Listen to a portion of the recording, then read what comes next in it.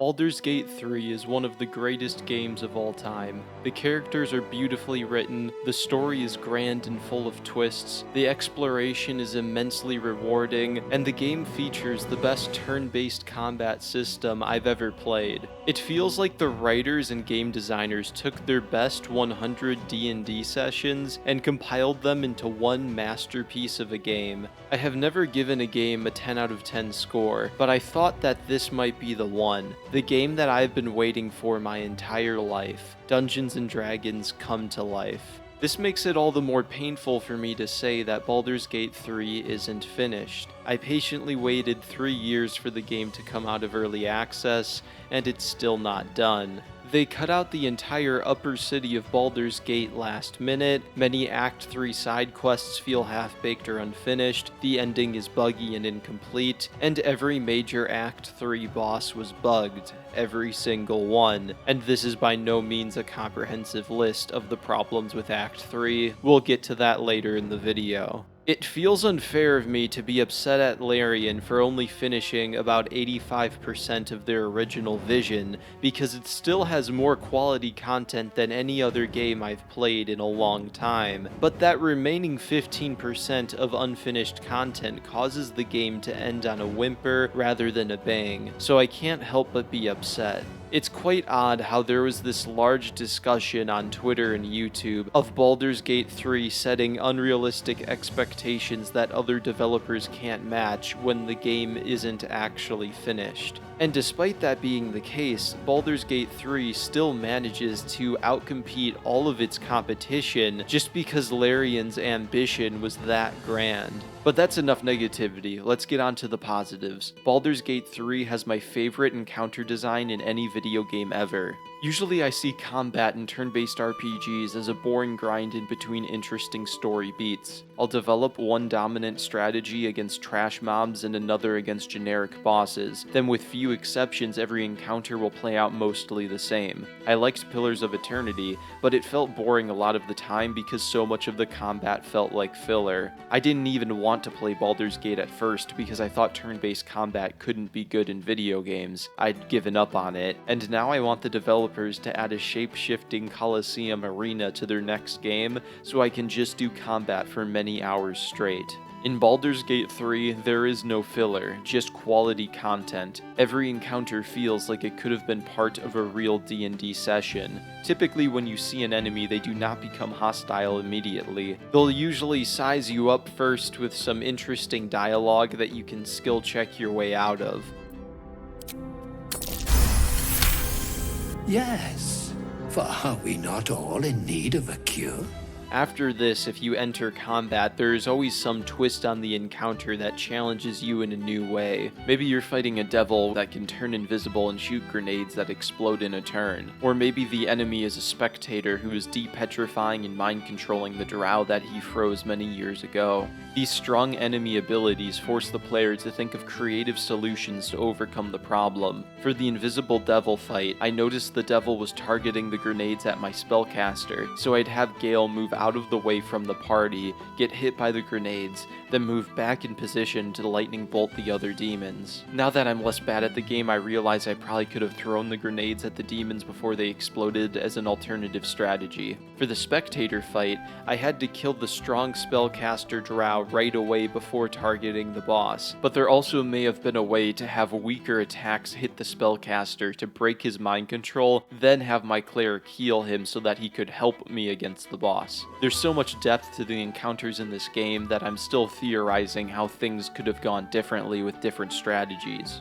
It feels like every combat encounter in this game is one of those chessboards where the pieces are pre-arranged, and you have to get checkmate in the fewest amount of turns possible. And I think the developers might agree with me, because after I wrote this line in my notes, I literally found a pre-arranged chessboard in one of the game's dungeons. However, unlike chess, every board you play on is unique. which can completely alter your strategy. This makes Baldur's Gate 3 feel a lot like my favorite board game of all time, which is Heroescape, but with D&D abilities. One of my favorite combat encounters is the assault on Moonrise Towers. This fight was all about protecting my strong backline of Harper archers and spellcasters to make up for my weak front line. To counter my strategy, the enemy spellcasters cast Hunger of Hadar, which damaged and blinded the back line, so they'd have to move to the front line to use spells and arrows, making it easier for the enemy front line to reach the back line and slaughter them easily. To protect my back line, I had my Barbarian chase down the enemy spellcasters, while my spellcasters used AoE attacks that included the enemy wizards, and they used their reactions to counterspell Hunger of Hadar. If you had a party with strong melee fighters, I'm certain that this encounter could have played out entirely differently for you, which is part of the fun of replaying Baldur's Gate 3.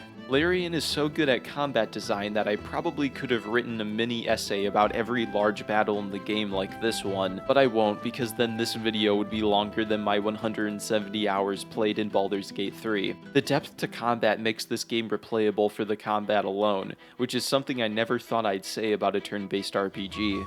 So the combat is good, and I only have good things to say about it. If you've been watching this channel for a while, you know that's too good to be true, so let's talk about the issues with combat. My first issue is that I'm not a fan of being able to save scum infinitely while in combat. I know that some people won't mind having ultimate freedom to adjust difficulty through saves, but I prefer it when developers design specific challenges for players to overcome. I'd rather they at least add a difficulty that doesn't allow saving during combat as an additional challenge, but they probably didn't do this because their autosave feature is almost non-existent and some encounters can last over a half hour, which would be too much punishment for death. They could fix the autosave by having the game save before or at the beginning of every combat encounter, and they could reduce the punishment for death by allowing you to speed up attack animations while in combat. However, the issue with speeding up combat is that it would probably tank the frame rate and cause the game to crash more than it already does. In other words, I just complained about disliking save scumming, and then I explained why taking away save scumming also wouldn't work. My best solution would be to limit the saves per encounter to 2 or 3 in an optional limited saves mode. My other problem with combat is not at all the fault of Larian, but the fault of high-level D&D rules. What I love about Baldur's Gate 3 is how the game never allows you to rely on one dominant strategy to win by providing unique challenges. However, this design philosophy starts to break down in the endgame. The game throws ridiculously strong enemies at the player that forces me to counter them with a few broken spells. These spells end up becoming the dominant strategy. If I'm fighting a large boss, Hold Monster is obviously the best choice as long as the chance to hit isn't terrible. This spell makes every melee attack crit and makes the boss unable to move or attack. It's too good to not be a dominant strategy. Hold Person is the alternative of this for strong humanoids. An overpowered spell for if I'm fighting a horde of enemies is Firewall. It only requires a 4th level spell slot, does damage on impact, does damage when someone leaves it, does damage in an aura to those close by, and does damage to all enemies who pass through it to reach me. To give Larian credit, they still managed to make a ton of unique combat encounters in Act 3 despite there being so many overpowered spells, but at points the game did turn into a firewall simulator. If Larian ever does DLC, I'm certain these issues with combat will only become more prevalent because high-level D&D is extremely broken. But Larian has impressed me with their creative encounter design, so if anyone can work around it, it's them. Alright, that's enough with the combat, on to the story. If you don't want any major plot spoilers, please stop watching the video now because I'm about to get into heavy spoiler territory, and I will reveal every plot twist in the game. Also, spoilers for the Dark Urge origin. I'll lay out a basic overview of the plot right now. A very evil person concocted a plan to take over all of Faerun, and he recruited 2 allies to help him see it through. They enacted the plan by getting one of the strongest magical artifacts ever made, the Crown of Karsus, and placed it on an Elder Brain, which is a powerful mind flayer hive mind. Each of the 3 evil people have nether stones to control the crown and give the brain orders. They have the power to do this by being a vessel for one god from the dead 3. They are also infecting people with mind flayer tadpoles, which mind controls these people into carrying out orders from the Elder Brain. The mind controlled people think that the Elder Brain is a god called the Absolute. The main characters are a group of people who are infected by the tadpoles, but they're free of the Elder Brain's mind control because of a renegade mind flayer who uses the power of Orpheus to protect you from inside Shadowheart's artifact. If you had not already played the game, then that just sounded like gibberish, but it makes sense to me. Overall, I think that this plot is very well done and it doesn't have any major plot holes. Well, there is one familiar plot hole intrinsic to the Forgotten Realms setting. Elminster, the chaotic good level 25 wizard who can probably cast Wish, offers no help during the final battle, despite the existence of an Elder Brain, with the Crown of Karsus being a threat to more realms than just Faerun. Anyways, if you ignore the uselessness of the good gods in Elminster, the story is pretty great. It's even better if you want to play the Dark Urge Origin. One of my favorite NPCs was the tiefling bard Alfira.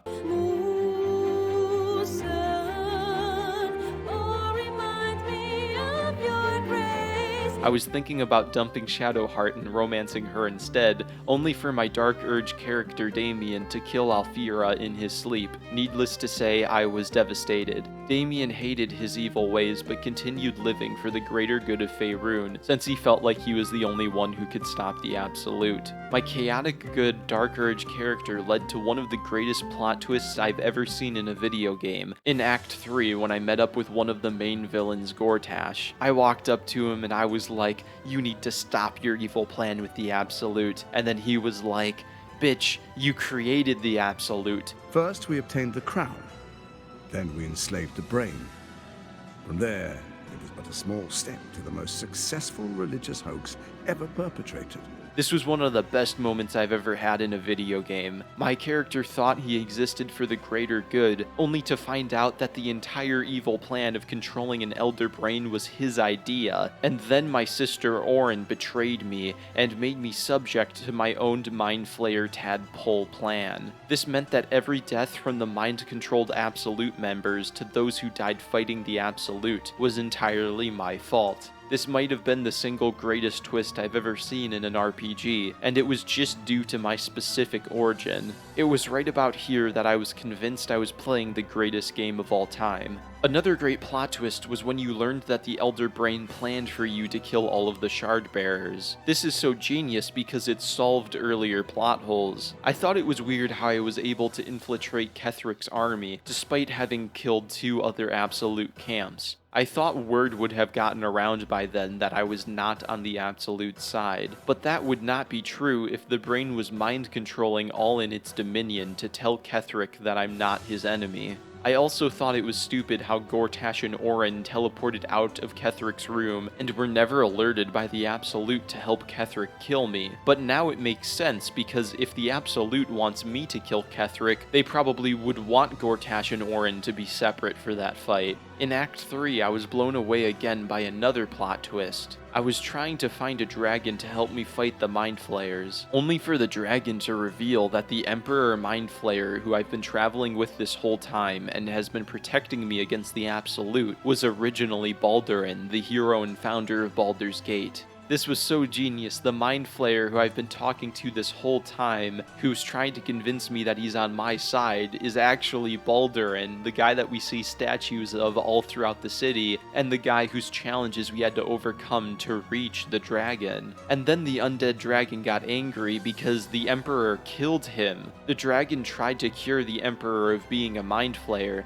but after realizing that it was impossible, he decided to try to kill one of his best friends, only for the Emperor to kill him instead. The dragon got super angry at the Emperor and decided to attack the whole party. It was a really cool moment, but then the dragon disappeared from existence because of a glitch. And this plot moment is a good segue to the issue with Act 3. It's buggy, unfinished, and a bit underwhelming in places. The following is by no means a comprehensive list of the bugs found in Baldur's Gate 3, since I only started taking notes in Act 3 when it became too bad to ignore. Sometimes the pop-in and frame rate in the city is really bad, but I found that switching to Vulcan mostly fixes the issue for me. Unfortunately, switching to Vulcan did cause stuttering in the recordings. This wasn't there when I was playing the game, but you'll see it a little bit near the end. The game doesn't crash often, but when it does crash, it can crash up to 3 or 4 times in a single battle. A consistent glitch that I hated the most was NPCs targeting a companion for dialogue instead of the main character after a battle.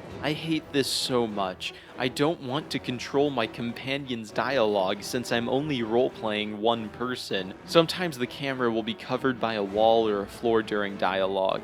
Will disappeared from this cutscene for some reason. Walking out and back into this room caused a cutscene to replay. This happened with a few other cutscenes in the game. Gale fell underneath the floor right here. Baldurin's greatsword didn't have any audio during its swing. Raphael gave me a quest to kill a devil and then disappeared from my game. I still have no idea what the plot conclusion is for this guy. During the end of the game, I was not able to talk to Shadowheart despite her dating my character. The only way to fix this is to let Karlach die, which I refused to do. Every major Act 3 boss had a bug in it. The dragon boss disappeared. During the final boss, I summoned Zevlar, and he would never attack or move at all. All of his turns just timed out. When I got to fight Orin, she would not attack. After over an hour of trying to fix this issue, I had to save scum a roll to save Halsin to get Orin to attack me. The boss 1v1 fight with my sister was so weak and underwhelming that she may as well have not attacked, so I guess all of my efforts were useless. Gortash triggered from underneath his boss room. This boss is only hard because of his traps and allies, but while I ascended the castle to reach him, he ran out of his boss room, resulting in an underwhelming experience. Not only was the Gortash and Orin boss fights bugged, but even if they did work, the experience would have still been a bit underwhelming. To look at an example of a good boss, let's look at Ketheric. In order to beat him, I have to save an angel, assault his army with the Harpers, fight him, watch him steal back the angel and run away, clear a Mind Flayer dungeon, kill him again, and then watch him transform into a skeleton god, and then kill him again.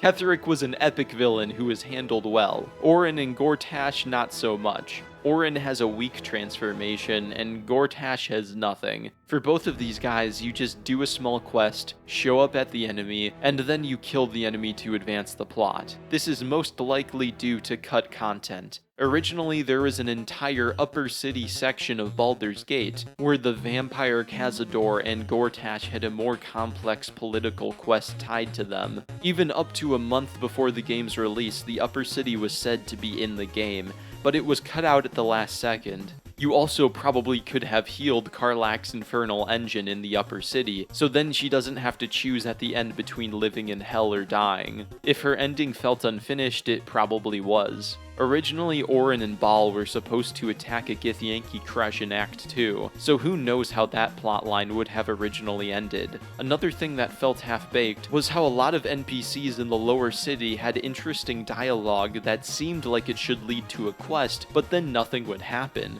Other important quest lines that were set up earlier in the game with characters like Mole or Arabella seemed like they should have some important resolution in Act 3, but they just sort of fizzled out. You just find Mole in the Thieves Guild, and then she just has one line, and you find Arabella in the sewers, and there's just a small conversation, and then nothing. There's no ending quest for these characters. Another thing half-baked in this game is the evil path. If you choose to side with the Absolute in Act 1, you get Minthara as a romance option and companion, but her romance is bugged in Act 2 and 3, so you don't actually get that. In return for a bugged Minthara, you lose all of the Tiefling side quests, and you lose Will and Karlach as companions. If you choose to kill the Night Song in Act 2, you will lose Jaheira and all the side quests related to those characters, and the only thing you gain for killing the Night Song is the Dark Justiciar Shadowheart path.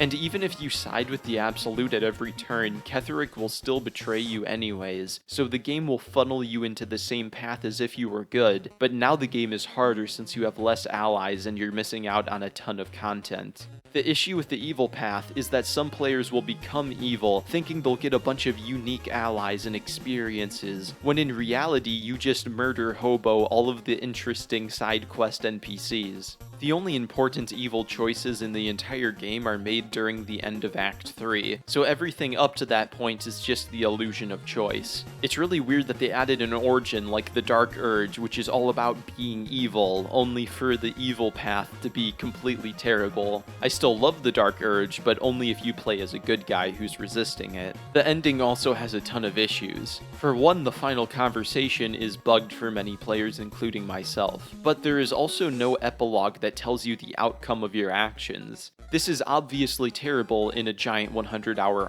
RPG. There needs to be some sort of an epilogue. It's also kinda weird too, because data miners found over 50 minutes of cut dialogue of Withers narrating an epilogue. It just goes to show you how much last-second stuff was cut out. This epilogue needs to get into the game as soon as possible. Another issue I have with the ending is that it doesn't live up to the world-shattering plot twists that came before it. I suppose that learning the brain was behind everything was a cool moment, but after this, when you head out to the real climax of the game, it all plays out super simply. You conveniently reach the brain before it flies off, have an epic fantasy fight atop the brain, and then kill it. There's no final twist or anything during the climax of the game. You just have an epic fight with the bad guys and win. Alternatively, you can screw over the Emperor at the last second for an abrupt evil ending. With so much of the game's ending being rushed or unfinished, I really do wonder if there was something else in store for us during the final confrontation, rather than big fight on brain and save the day or be evil. Still, Baldur's Gate 3 has a much better story than many other video games I've played, so I'm not too upset. It just didn't hold up the 10 out of 10 quality that came before it.